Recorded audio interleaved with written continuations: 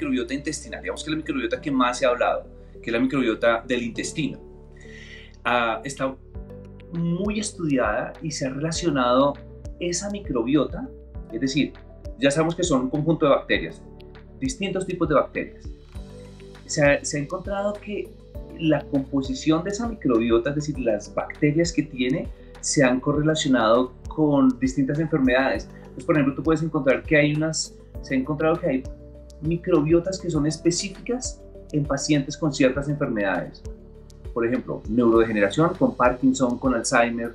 Se han encontrado microbiotas típicas de pacientes con obesidad, con depresión, con enfermedades autoinmunes, con diabetes, o sea, casi que con cualquier enfermedad que tú te imagines, se ha relacionado la presencia de ciertas microbiotas.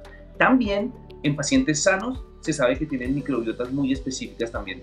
En esa relación que se ha encontrado entre la microbiota intestinal y enfermedades neurodegenerativas e incluso depresión también, se asume que la manera en que esa microbiota se correlaciona con los estados mentales o la neurodegeneración es a través de un sistema de comunicación que tiene el cerebro con el intestino, que se llama el eje intestino-cerebro, que está básicamente mediado por un nervio que se llama el nervio vago.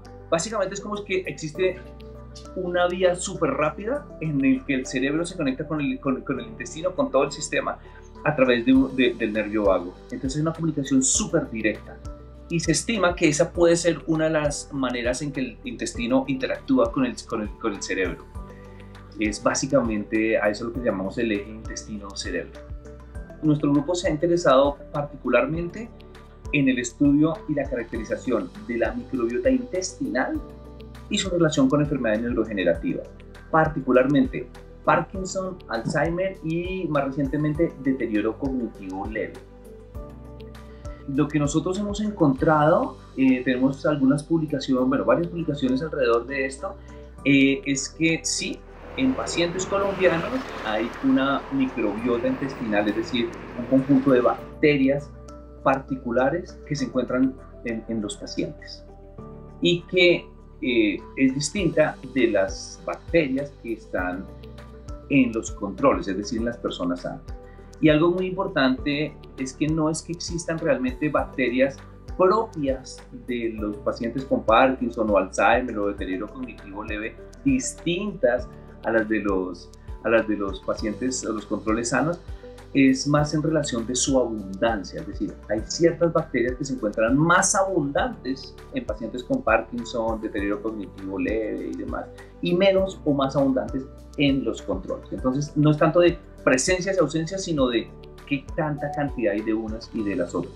Y eso pareciera ser que de alguna manera está correlacionado con la enfermedad.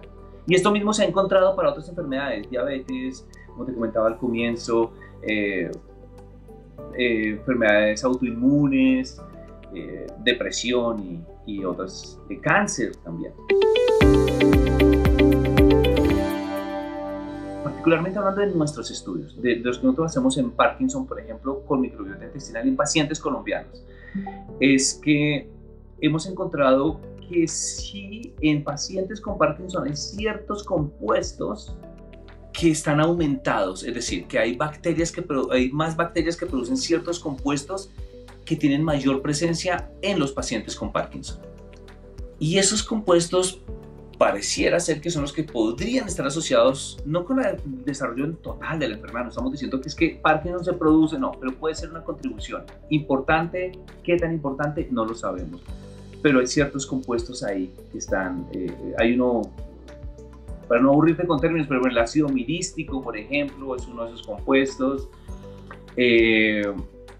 Las bacterias que producen ciertos compuestos que se llaman aminoácidos, unos aminoácidos específicos, en los pacientes con Parkinson, esas bacterias están disminuidas, lo que implicaría que ese aminoácido se encuentra en menor cantidad en los pacientes con Parkinson. ¿Sí? Entonces, ese aminoácido particular, los aminoácidos particulares, tienen una relación directa con la producción de ciertos neurotransmisores. Entonces, podría ser que por ahí haya, es decir, para hacer una hipótesis súper sencilla que habría que probar y hacer muchas cosas para probarla, es que en los pacientes con Parkinson, por ejemplo, tienen una menor cantidad de unas bacterias que producen cierto aminoácido. y ese aminoácido se necesita para que las neuronas produzcan unos neurotransmisores. Entonces, esa podría ser una posibilidad. Ahora, es una hipótesis, sí, súper atrevida decir que eso es, sí, pero puede ser una hipótesis y tendríamos que llegar a entrar a probarlo, sí. Pero esa es la manera más o menos. En nuestro grupo lo que hacemos es que establecemos qué bacterias tienen los pacientes y qué bacterias tienen los controles sanos. Y podemos establecer a través de modelos que nosotros hemos desarrollado, podemos establecer cómo es la interacción de esas bacterias. Entonces, por ejemplo, nosotros podemos saber que si tenemos la bacteria A, B y C, por decir algo, nosotros computacionalmente podemos generar hipótesis de cómo interactúan entre ellas. Por ejemplo, podemos predecir que A produce alimentos o unos compuestos de los cuales se alimenta B y que B produce a ciertos compuestos de los cuales se alimenta C. Pero también podría suceder que C compite por los nutrientes que necesita A. Entonces podemos generar como quienes compiten y quienes se complementan dentro de ese ecosistema. Ahora, esto es con 3 bacterias, pero nosotros hacemos simulaciones de cientos o miles de bacterias y cómo son esas interacciones. Entonces, ¿por qué esto es interesante? Porque nosotros podemos identificar qué bacterias tiene un paciente, cómo están interactuando entre ellas, y si nosotros sabemos qué bacterias son benéficas y cuáles son no tan benéficas, podríamos desarrollar unas estrategias basadas, por ejemplo, en la alimentación o en el consumo de probióticos y prebióticos específicos para cada paciente, de tal manera que pudiéramos promover el desarrollo de esas bacterias buenas que compiten con las bacterias no tan buenas, y de esa manera poder promover una mejor salud intestinal. En términos de bacterias, tenemos muchas más células bacterianas. Nosotros tenemos bacterias no solo en el intestino, tenemos cubriendo toda nuestra piel, nuestro cabello, obviamente en el intestino, en la boca, en el estómago. Hay muchas bacterias. Entonces, realmente las bacterias convivimos con ellas. Somos uno con las bacterias, ¿sí? Y no podríamos, además lo mejor de todo es que no podemos vivir sin ellas. Nuestro cuerpo sin bacterias no sobreviviría. Necesitamos mucho de ellas. Entonces, ¿qué pasa? Que en el intestino, las bacterias, a partir de lo que comemos y de todos los factores que comentamos al comienzo, ellas van a liberar ciertos compuestos. Y esos compuestos son los que pueden ser o no tan buenos. Por ejemplo, hay algunas bacterias que liberan ciertos compuestos que podrían hacer que nuestro intestino se vuelva un poquitico permeable. Es decir, que lo que el intestino pasa por el intestino pudiera salir del intestino y entrar a la sangre, a la corriente sanguínea, y eso no es muy bueno. Entonces, si esas bacterias están muy aumentadas, tendríamos muchos más productos de esos que podrían hacer permeable el intestino y generar ciertos problemas de salud. Entonces, en esos términos es que decimos que depende de la abundancia. Es básicamente por ahí por donde se mueve el asunto de la salud y la enfermedad. La microbiota intestinal, por lo menos, y seguramente las otras microbiotas también, pero hablo un poco más de lo que conozco, son supremamente flexibles y dinámicas. Uno puede modificarlas. ¿Cómo? Con la dieta y con el estilo de vida. El ejercicio, olvidé decirlo, el ejercicio es fundamental en el desarrollo y en la composición de la microbiota también. Entonces, no es algo como, tal vez por lo que dije, desde el nacimiento, bien, venimos con cierta microbiota, pero no significa que estemos condenados a tener una microbiota específica. Esa se puede modular, La primera fuente de diversidad de nuestra microbiota intestinal viene desde el parto. Entonces, se sabe que hay individuos que nacen por parto natural, tienen unas microbiotas mucho más diversas que los individuos que han nacido por cesárea, por ejemplo. ¿Por qué? Porque el paso del recién nacido a través del nacimiento por el parto natural, a través de la vagina de la madre, ahí tienes tu primer contacto con microbiota y es enriquecedora para el recién nacido. Entonces sí se ha encontrado, por ejemplo, que los individuos que han nacido por parto vaginal tienen una diversidad mayor y muy específica que quienes nacen por por cesáreas, por ejemplo. Sí, esa es una de las primeras fuentes. La otra fuente es la alimentación.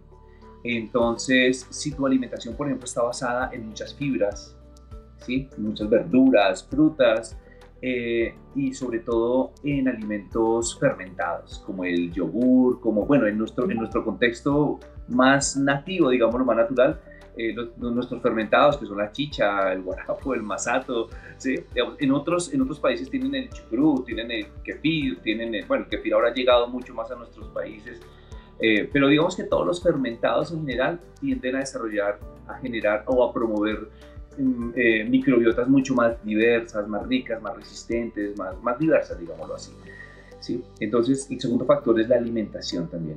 El tercer factor son factores ambientales, por ejemplo, como el uso de medicamentos, particularmente los antibióticos. Tú sabes que los antibióticos básicamente son utilizados, muy importantes, pero casi que indiscriminadamente, casi destruyen todas las bacterias que hay. Entonces, si tú tomas antibióticos porque tienes una infección particular en una rodilla, en una mano, donde sea, realmente el antibiótico no discrimina qué es ahí. Él acaba con toda la microbiota, incluida la del intestino.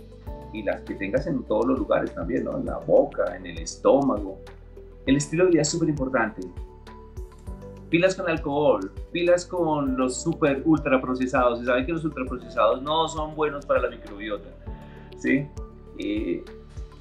Y por otro lado, no quisiera dejarle el mensaje de que es malo tomar antibióticos. No, hay que hacerlo. Solo que si tomas antibióticos, si estás bajo un tratamiento de antibióticos que debe durar el tiempo que un médico decide que debe durar el antibiótico, siempre es bueno, después de un tratamiento de antibióticos, iniciar un proceso de reconstitución de esa microbiota, que se puede hacer de varias maneras. Una, tomando algunos de los probióticos y probióticos que se venden en cápsulas, sí. Pero tal vez lo mejor es la alimentación. Mucha fibra, frutas, verduras, pocos ultraprocesados y sobre todo muchos productos fermentados, sin azúcar, preferiblemente. ¿Por qué te lo digo? Porque tú puedes tomarte, por ejemplo, un yogur fermentado o un kefir que es súper bueno fermentado, pero tiene mucho azúcar. Y lo que pasa es que el azúcar promueve el crecimiento de las bacterias negativas. Entonces, como que no es tan bueno, ¿sí? Entonces, si vas a tomar un yogur o kefir, preferiblemente sin azúcar. Un dato súper curioso, muy interesante, se ha encontrado que la yuca, por ejemplo, es un alimento súper benéfico que promueve el crecimiento de bacterias buenas. Bueno, esa es como la recomendación. Buena alimentación, pilas con el azúcar, pilas con los ultraprocesados y muchos fermentados.